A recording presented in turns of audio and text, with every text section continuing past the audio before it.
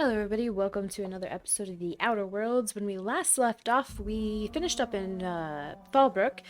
We talked to Catherine, Miss Malin, and figured out what she needed. Her thing is in Cascadia, but before we go there, she happened to drop us a quest. And that was kind of the conclusion of all the stuff we needed to pick up in Fallbrook. But I definitely forgot that we hadn't finished up Amber Heights yet, so we head back there. So, before we jump in, I recorded this whole episode and realized afterwards that none of the audio recorded because Windows had updated, because of course. And instead of like playing through this again, I had already saved over my saves, so I didn't have to go back to an older save and then play up to that point and then play all of this again. I just decided I'm going to go ahead and do voiceover over this because some of my reactions to some of the dialogue and things that happen I think are pretty good. So for this episode, I'm just going to talk over the episode and show the thing and play some music in the background, but if I don't have any of the game audio or my voice for it, so it's just going to be me talking and watching it with you guys, kind of. So again, I apologize, but let's jump in. Alright, so we're starting off by helping out the Van Noys over by the publication place, printing press place, whatever. So first we gotta kill off all of the Raptidons, of course. I think this first fight, I got pretty close. I don't know, I just kind of walked up and started shooting. I'm forgetting that I'm a glass cannon, but I got pretty low in health there. I don't know, like, I feel like I need to add some defense for that stupid poison, because that's really the problem, is that poison. It just lasts for so long. But it wasn't too hard of a fight, just a few normal raps. I looted them. I cut out some of the looting in this just because I feel like it's not as interesting if I, don't talk during it while I'm not, I don't know. I just cut out a few things here and there. So this episode's going to be a little bit shorter, which you probably already know. There were two Colossus over here, which was fun. They were actually got stuck on those, like, plants, so it made it a little bit easier. I do like that I changed Felix over to melee too. I think that's helped us out a lot. Having somebody run in up front has helped out quite a bit.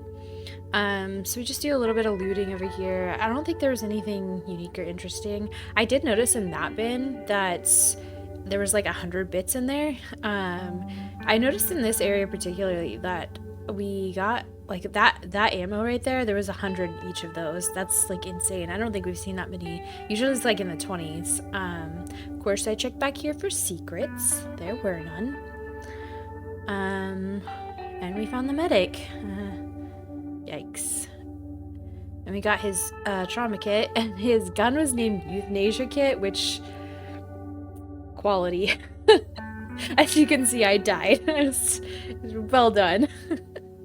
I love the little details like that in this game. Like, they just didn't have to, but they did. They just go so hard. It's great. It makes the whole world seem like more real, more lived in. Oh, I didn't even notice that was an iconoclast. I guess that was one of their buddies too. That would make sense, because who else would be going after a printing press other than the iconoclasts? I love how Graham's like, yeah, let's start a war with Sandjar, but also propaganda. And I'm like, okay. I don't know how he's gonna feel about us helping Sandjar get back onto the board. He's probably gonna hate that. I don't really know what to do about Graham yet. I decided here that it would probably be best to give the trauma kit back to the Van Noys so they could get patched up and head back to Amber Heights, because that just made more sense to me. Any luck out there? I found a trauma kit. Your medic is dead. Oh, fuck. Well, that's better than nothing. Thanks. We'll head out soon as we're patched up. Gave them the trauma kit. And then we head inside. This front room... Yeah, I think all of the wraps are behind that door, and they can't open doors. There were also a lot of bits just laying around in this room. I don't know. People definitely should come here and explore, because apparently there's a lot of money in printing. I don't know if that's like something that I should look into, but if freaking nice. To whom it may concern, I, Caden Schuster, do hereby declare my official resignation. Delivery services to Terra 1 printing facility OD 2214 shall cease forthwith.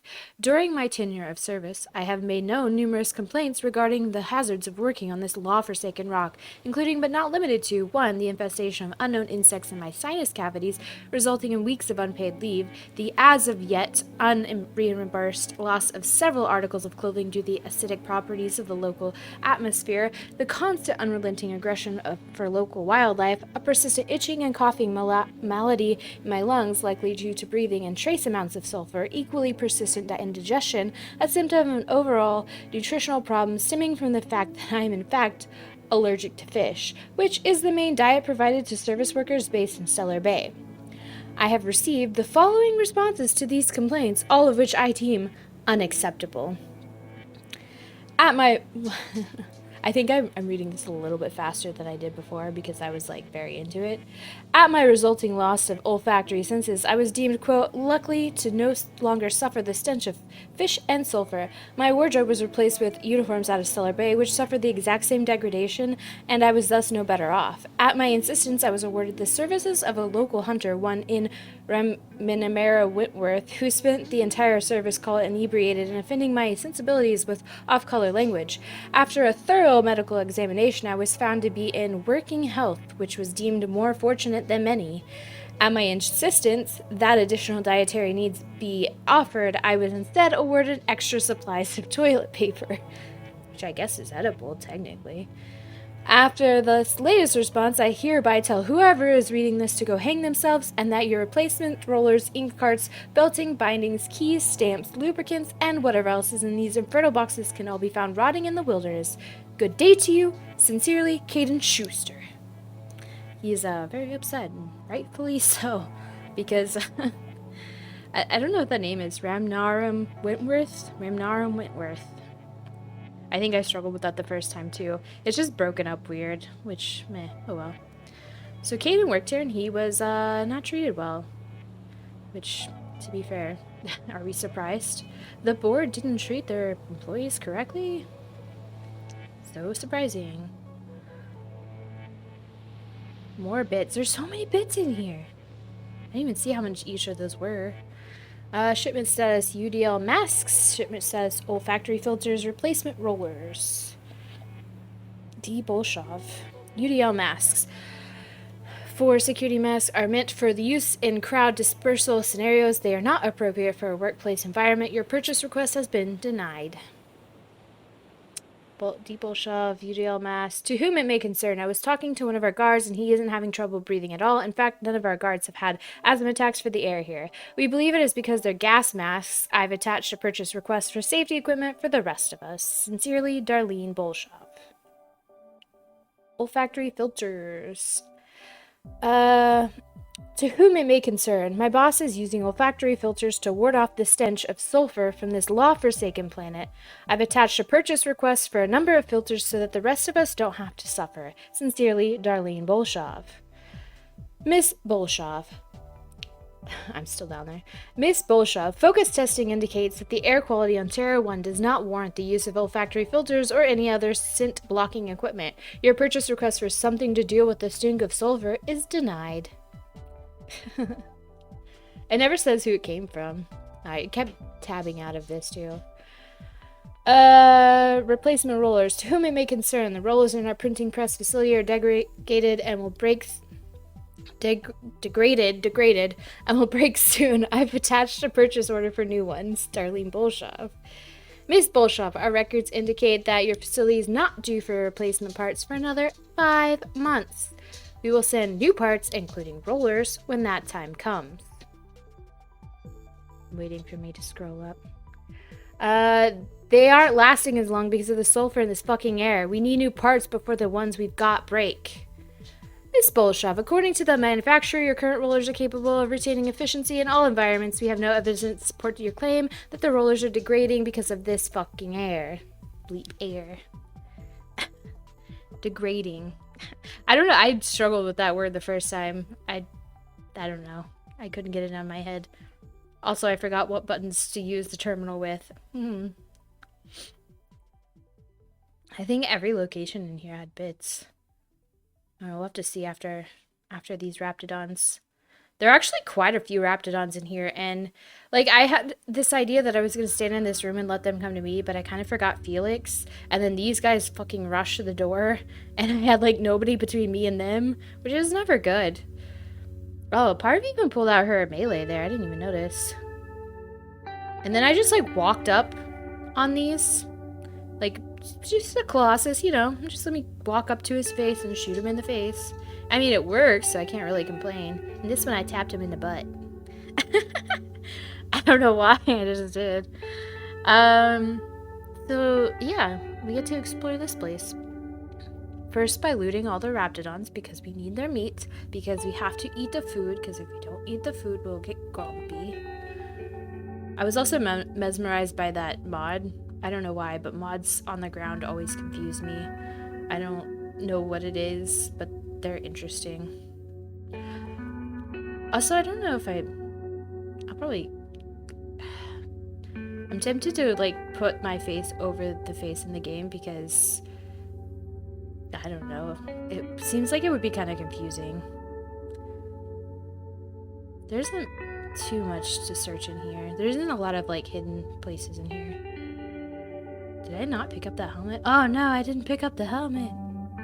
Worst looter ever. I cut out some of me just like looking around because I don't know, maybe I should do that more often. Let me know what you think. Also, the length of this episode, like I set episode lengths to 45 minutes because I feel like that's a good like lunchtime. But I'm gonna test some things and try some different things, I think, over the next few episodes. Maybe not the best idea to do in the middle of a Let's Play, but like who really cares, right? Do what you gotta do. Oops. Oh god. Oh no. He's coming for me. I got his head off. Nice. I also need to keep track of the crit chance thing. I think it's every time I kill something, I get the next hit as a crit. And I keep forgetting about that perk. I have so many perks now that I kind of forget them all. Sawed off. Nice. See, that one had 100 bits too. I don't know if it's because we hit like a certain level that we're just seeing more bits now.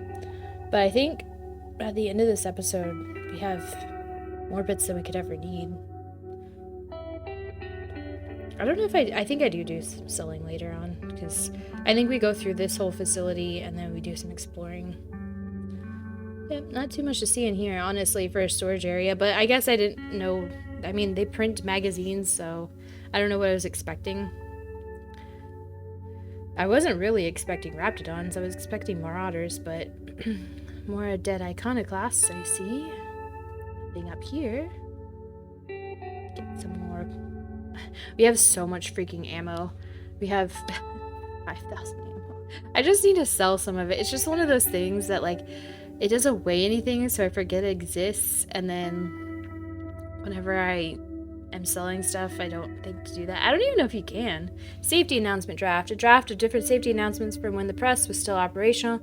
Most of them have been crossed out. Safety guards are there to guard your safety. Replacement limbs are no replacements at all. Let's convey safety standards around our conveyor. Don't be a fool around the spools. Around the spools. And then I made a clever joke about print spoolers, which nobody knows about except IT people because they don't really break anymore. It's kind of been the nice thing about Windows 10 is you don't have to mess with print spoolers. You had to do that a lot. A lot in XP, some in Windows 7. I had to do it a lot in Windows 7, but I don't know if that's just because I always work in shitty small companies, so we have to deal with that bullshit. Yeah, I was gonna shoot that, but I didn't know if there was a rapt, and then there was, and then I just shot it because the biggest problem I kept running into in this episode is like Felix would run up ahead of me, and then Parv would get her big gun and run in front of me, and then I just shoot them because they're in front of me all of a sudden. So I don't know what I'm gonna do about that. I was also thinking about switching up my weapons because we've been playing with this shotgun for a while. We could also switch to, I mean, I haven't maxed out the long guns, but we could switch to a different type of gun. I just really I like the feel of shooting the shotgun, I think is really what it boils down to. It's just a good gun. The automatic shotgun. I think sawed off is a little too slow for me. I don't know what this is. Oh, the bathroom. I made a comment here too about how I think it's really cool that these developers made sure to include a bathroom in every building because that's what would be in it. And I know Fallout doesn't really do that because they have the excuse of this is a dilapidated building. The bathroom probably just got ruined or something, but still, there's not always space for things that make sense. I feel like all the buildings in this game make sense. Like how big they are on the inside makes sense. All the rooms make sense. It's just done really well. Ooh, that was 120 bits right there. Terra 1 Publications, subsidiary of Universal Defense Logistics, printing press number 6 is currently unable. System restarted. Equipment alignment was successful. Press number 6 is something. I don't know. I'm just clicking on things so fast. Not that that was anything. We basically rebooted it. I'm glad we needed to be here for that. IT, even in freaking on a different planet in a different solar system. I think the reason why I sometimes don't pick up stuff is because I click the button, but it doesn't like actually detect that I click it. I have to watch that.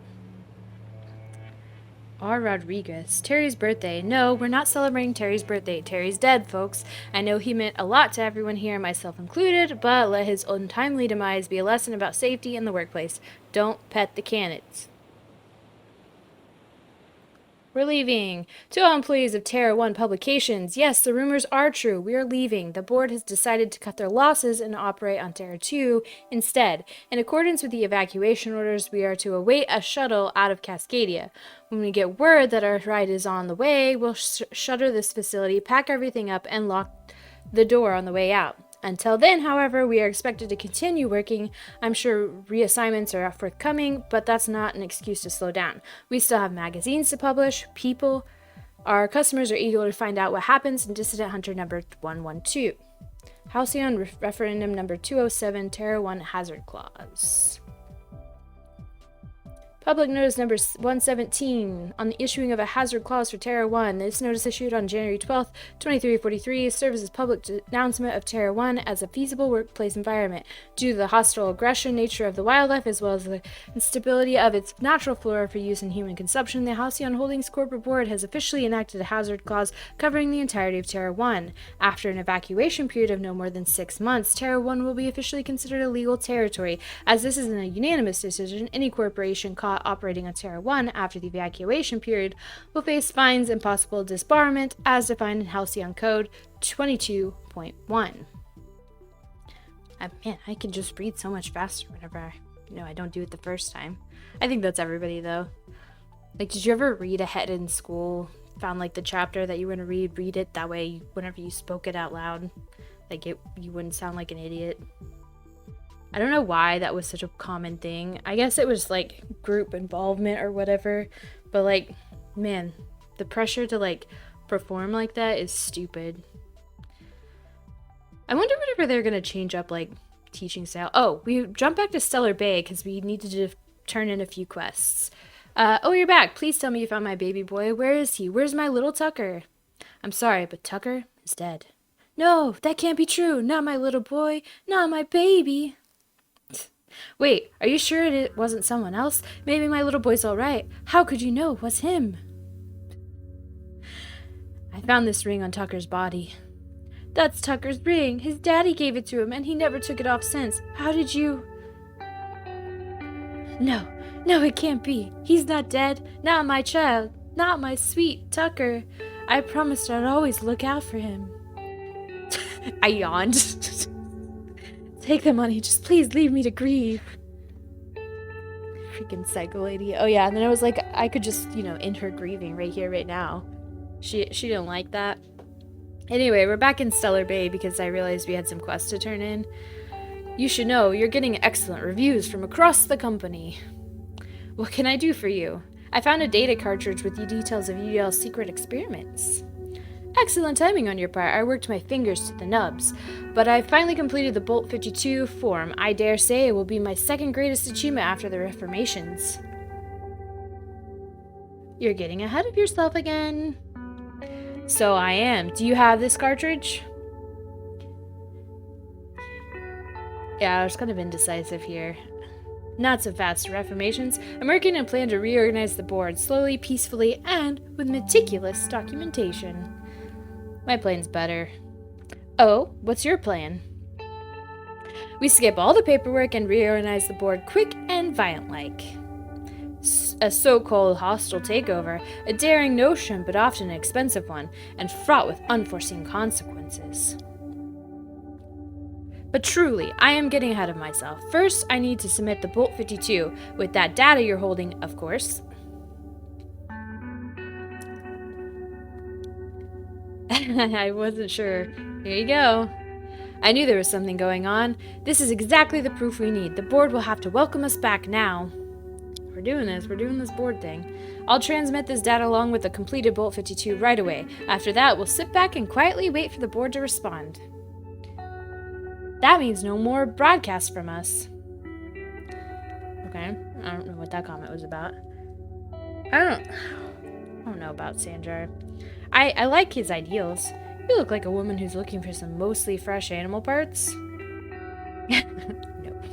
I found Mr. Pickett's journal. He'll probably be wanting it back. You see any sign of him? I found the journal inside of a mannequin. Funny place to leave a journal, but what about Mr. Pickett? He was eaten by a mannequin. He's dead. All that's left is that journal. That's pretty sad. He sure seemed like he knew what he was doing. He used to tell the kids crazy stories about halcyon wildlife. Later I learned most of it was wrong, but it was the thought that counted. Poor Parv. Then one day he just disappeared. Never heard anything about him again. Yeah, you already told us this. So this journal is all he left behind? Seems like I ought to read it. Looks mighty long, though. Maybe you and Celia can read it together on your date. I bet she'll like that. She's real enthusiastic about all sorts of monsters. It'd be nice for there to be some good come out of this. In any case, I appreciate you tracking down Mr. Pickett for me. Here's some bits for your trouble. Alrighty. And I think that's all the quests in Stellar Bay. We're doing a quick level up. I decided to pump more into dialogue because I think that's going to be useful later. Definitely more into hack.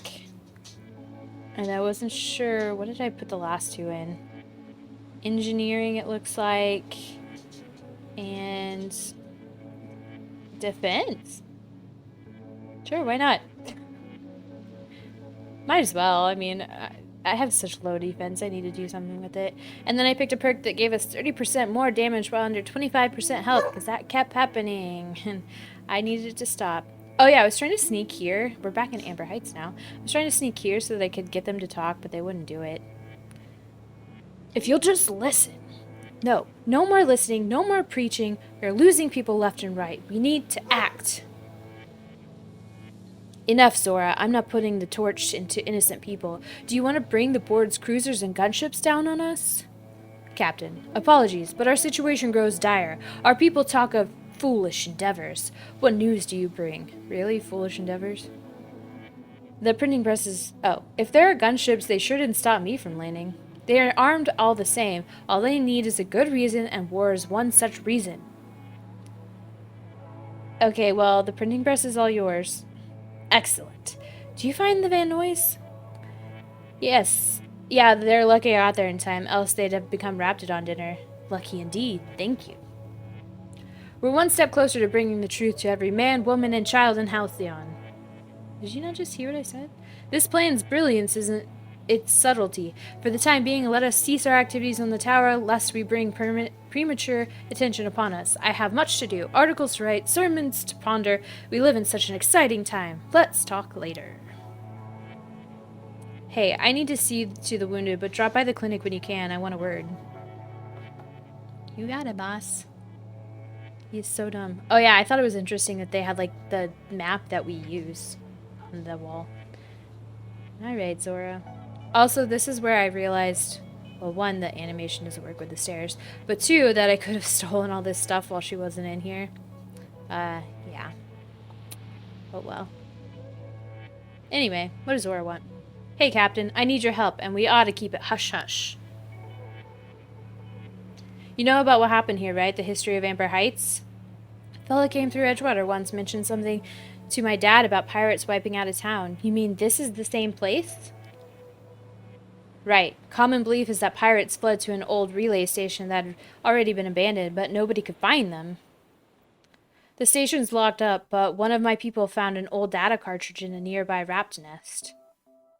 It's mostly corrupted, but I pulled a couple codes off of it. One is the code to the Amber Heights gates. I don't recognize the other, but it's similar. I bet it opens a door.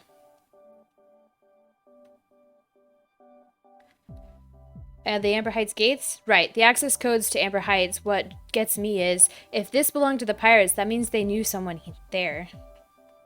There? Here? You mean here?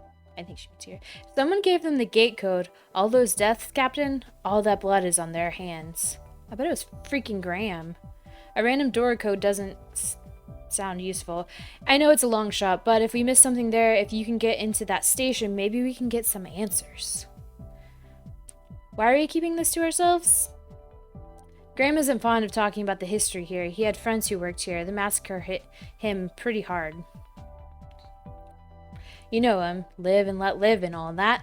I don't want to burden him right now, especially if this ends up being a dead end. I don't get what's so important about this. Don't you have bigger problems?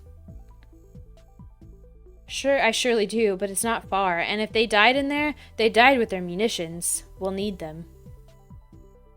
Besides, if it's filled with valuables from the aristocrats who lived here, we can pawn them off on Sublight and get ourselves ahead on our food budget. Okay, go to the relay station, see if the code's useful. Anything else? Just a warning. The area is infested with mantisaurs. I'd send some help, but we're, preparing for war. Poor. Right, I'm on it. Appreciate it. Here's the code. If it works, bring back anything you find. Supplies are best, but information's good too. I'm gonna find you some supplies. Keep them myself. If someone was behind the Amber Heights massacre, it'd give a lot of people around here some closure to find out who and string them up. Good luck. Watch out for the Terros. Terros are like the least of our worries. Alright, heading back to Fallbrook Crossroads, and we're gonna sell some shit because we need to offload. It's kind of sad that I can't just like donate stuff to like Amber Heights and places that need stuff. That was one of the things that I really liked in Fallout 4 was the settlements. It did become a slight chore, and I wish, I don't know, I'm so torn between that because, like, on one hand, I wish there were less, but at the same time, I didn't mind having so many because I could build them however I want. But at the same time, there was no way I could always build every single one of them. I think I picked a few favorites and built there, and then the rest of them kind of just follow the format. So this is the part where we're just going to go out into the wild. We need to make our way further down the map. I think we're trying to make our way west across the map. So, yeah, we're just exploring around, seeing what we find. And right here, we find a bunch of freaking mantisaurs. Oh, frick. I don't think there's any big ones over here, though. It's just normal mantisaurs and the wormy things. I don't know what those are called. Mantipillars. Aw, cute. The name is cute. They're kind of... I guess they're soft. It's like a giant caterpie. I guess it's kind of what it is. A caterpie that spits poison at your face. This is Caterpie and this is realistic Caterpie. I don't know, can I talk about Pokemon while playing this? I just see freaking Nintendo being like, that isn't our game, how dare you? And I have to bleep out the word. Oh, that one's a little bit bigger. Oh no, it's not, it's just, oh, that one's a lot bigger. Oh, that one's named Katarina? I don't know what it said. I'll look at it here in a second. Karkanos, weird. Got a Telespot card. Nice. Oh, I didn't even have that much. Reflexive Phobia Amplifier. This mod afflicts terrified human and creature melee attackers. Its effect has a cooldown. Huh, weird. Probably won't use that because I don't use mods like that. Although I've had a few people cower, and I think it is kind of useful, especially if they're shooting at you. That's a lot of dead people. I guess that anti-manticray does 267 acid. I think that's acid damage? I mean, it could be useful. I don't think a lot of people have acid resistance. They probably do on this planet, to be fair, because Manosaurs exist. I want to see, like, all of the beasts, like, put up against each other in this game. Primal versus Mantisaur. Who will win? Like, looking back on it, the primals were just, like, slow. Oh, God, there's a man. That's a mega manta queen. It is bigger, too. It's a lot bigger. Honestly, these swarms, though, are, like, way worse than any freaking mantisaur or manta queen. Like, I don't know why, but, like, the hitbox on them feels kind of weird. So I never know where I'm hitting. Ooh, another toss ball card. Heck yeah. This one isn't named. Oh, this is named Mega. I feel like we already tacked a Mega Mana Queen. Maybe it was just a normal Mana Queen. Because I thought there was only, like, the Megas were, like, the special one-time version of them. Because I know we got an achievement for a Mega Sprat, and it was, like, the first Mega or whatever. So I don't know if that's still a thing. We are in the thick of it now. I like that giant rock thing. I don't know what that is. It's way over there. I think that's where we're headed, like where we need to end up. But I don't think that's where we end the episode.